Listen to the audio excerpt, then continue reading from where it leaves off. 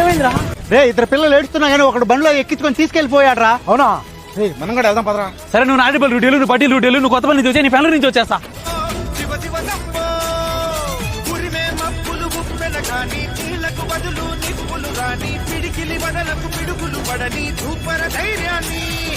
నరాలు తగిపడి నెత్తురు రాని నరమేధాలే జరిగిన గాని స్నేహం కోసం ప్రాణం కోని చెయ్యర యుద్ధాన్ని.